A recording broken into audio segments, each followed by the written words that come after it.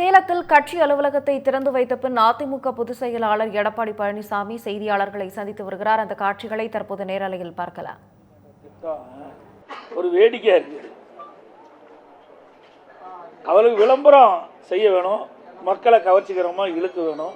அடுத்த ஆண்டு நடைபெற்ற சட்டமன்ற தேர்தலுக்கு இப்போ உங்களுடன் ஸ்டாலின் நாடகத்தை அரங்கேற்றிருக்கிறார்.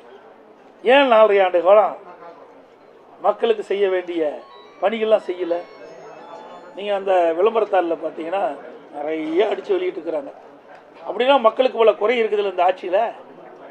4 ஆண்டு காலம் மக்களை பற்றி சிந்திக்காம அடுத்த ஆண்டு நடைபெற்ற தேர்தலை பற்றி எனக்கு விளம்பரத்தாளில் ஒரு அடித்து என்னென்னதெல்லாம் நாங்கள் செயல்படுத்துவோம், உங்களுக்கு குறை இருந்தால் சொல்லுங்கள், உங்களுடன் ஸ்டாலின் என்ற ஒரு விளம்பரத்தை வீடு வீடாக போய் எடுத்துக்கிட்டு போய் கொடுத்து அதில் தொலைபேசி என்ன குறிக்க சொல்கிறாங்க.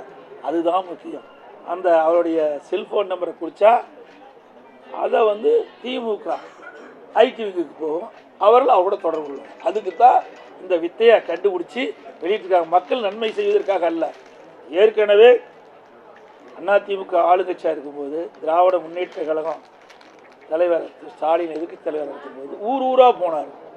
அங்கங்கே திட்டம் கண்டா ஒரு பெட்ஷீட்டை போட்டு மக்கள்கிட்ட என்னென்ன குறை இருக்குதுன்னு அதை ஒரு விண்ணப்பமாக கோரிக்கையை வச்சு நீங்கள் கொடுங்க, எழுதி கொடுங்க, நான் எழுதி அங்கே நான் வச்சிருக்கிற பெட்டியில் போடுங்க, பெட்டியில் போட்டு நான் பூட்டு கொண்டாந்துருக்கேன், பூட்டி சீலை வச்சு நான் எடுத்துகிட்டு போய் ஆளுங்கட்சியான திமுக ஆட்சிக்கு வந்த பிறகு சீலை உடைச்சி பெட்டியை திறந்து நீங்கள் போட்ட அந்த மனுவெல்லாம் பிடிச்சி மக்களுக்குடைய பிரச்சனை தீர்க்கும்னு சொன்னார். அப்படி தீர்த்தா எதுக்கு இவ்வளோ பிரச்சனை இருக்குது? எல்லாமே ஒரு ஷோ, எல்லாம் மக்களை ஏமாற்றுவதற்காக போடுகின்ற நாடகம்.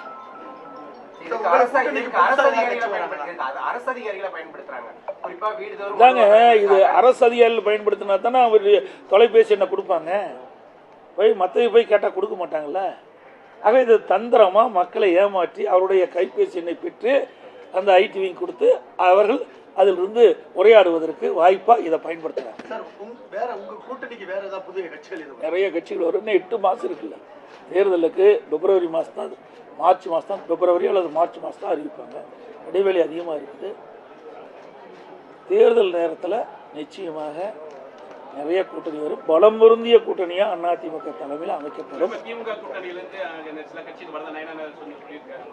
அதாவது இப்போ என்ன அந்த எந்த ஒரு மற்ற கட்சிகள்லாம் இன்னும் முடிவு செய்யாமல் இருக்கிறாங்க. இன்னும் 8 மாதம் இருக்குது தேர்தல். 8 மாதத்துக்கு முந்தைய எந்த கட்சிகளுமே அந்த கூட்டணி, நாங்கள் பாரதிய ஜனதா கூட்டணி வச்சுருக்கிறோம். இன்னும் பல கட்சிகள் சேருவதற்கு வாய்ப்பு அதிகமாக இருக்கின்றது. அதிமுக தலைமையில் அமைக்கக்கூடிய கூட்டணி வலுவான கூட்டணி அமைக்கும், வெற்றி கூட்டணியாக இருக்கும். தொடர்ந்து இந்த கனிம வளங்கள், மணல் உள்ளிட்ட இந்த மலைகள் உள்ளிட்ட கனிம கொள்ளை தொடர்ந்து நடைபெற்று இருக்கு. அது முறையாக அனுமதி இல்லாமல் கனிமவளத்துறை அதிகாரிகளும் துணை போறாங்க. இதனால தமிழகத்துக்கு டாஸ்மாக் ஊழலோட மிகப்பெரிய ஊழல் நடைபெற்றதா புகார் இருக்கு. இதுக்கு அதிமுக என்ன பண்ண போகுது? இதை அதாவது அனைத்து இந்திய அண்ணா திராவிட முன்னேற்ற கழகம் இது குறித்து சட்டமன்றத்திலையும் பேசியிருக்கிறோம், அறிக்கையின் வாயிலாக வெளியிட்டிருக்கிறோம். ஆனால் இன்றைக்கி நம்ம மாநிலத்திலிருந்து வெளி மாநிலத்துக்கு அதிகமாக இந்த கனிம வளத்தை கடத்தப்படுது. ஆந்திரா, அதே மாதிரி கேரளா, இப்படி பல மாநிலங்களுக்கு இங்கிருந்து கனிம வளங்கள் கடத்தப்படுகிறதாக ஏற்கனவே நாங்கள் இந்த அரசுடைய கவனத்தை கொண்டு வந்தோம். ஆனால் இந்த அரசாங்கம் அதை பற்றியெல்லாம் கவலை இல்லை. கனிம வளத்தில் தானே அதிகமாக கொள்ளையடிக்க முடியும். அந்த கொள்ளையடிப்பதற்கு இந்த அரசு இன்றைக்கு பகிரங்கமாக செஞ்சுக்கிட்டு இருக்குது. நீங்கள் ஊடகத்திலையும் பத்திரிகையிலையும் வெளிச்சம் போட்டு காட்டினீங்க. அப்படி காட்டின தொலைக்காட்சியை நிருபரை தாக்கப்பட்டது. அதுக்கு நான் கண்டித்து கூட நான் விட்டேன். அனைத்து இந்திய அண்ணா திராவிட முன்னேற்ற கழகம் ஆட்சிக்கு பிறகு எந்தெந்த வகையில் திராவிட முன்னேற்ற கழக ஆட்சியில் எந்தெந்த துறையில் முறைகேடு நடந்ததோ அதையெல்லாம் விசாரித்து உரிய நடவடிக்கை எடுக்கும். அனைத்து ஊடகங்களுக்கும் பத்திரிகை வணக்கம். நான் தேர்தல் சுற்றுப்பயணம் போகிறதுனால, ஏன்னா இதுக்கு மேலே நான் தேர்தல் சுற்றுப்பயணம் போகும்போது நான் ஊடகங்களை பத்திரிகை பார்த்து இன்றைய தினம் இன்னைக்கு அனைத்து இந்திய அண்ணா திராவிட முன்னேற்ற கழகத்திற்கு மாநகர் மாவட்டத்திற்கு ஒரு தனி கட்சி வந்திருக்கிறோம். உங்களுடைய வரவேற்போட எங்களுடைய கழக நிர்வாகிகள் இதை மாநகர. சேலத்தில் கட்சி அலுவலகத்தை திறந்து வைத்த பின் அதிமுக பொதுச் செயலாளர் எடப்பாடி பழனிசாமி செய்தியாளர்களை சந்தித்தார். அப்போது செய்தியாளர் அவர்களிடம் கேட்ட கேள்விக்கு பதிலளித்தார். 4 ஆண்டுகளாக ஒன்றுமே செய்யாமல் தற்போது குறைகளை கேட்கிறார்கள் என்று இபிஎஸ் அப்போது கூறியிருந்தார்.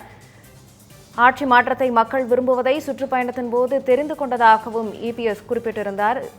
அந்த காட்சிகளை நேரலையில் பார்த்தோம். இது தொடர்பான கூடுதல் விவரங்களை பின்வரும் செய்தியில் பார்க்கலாம்.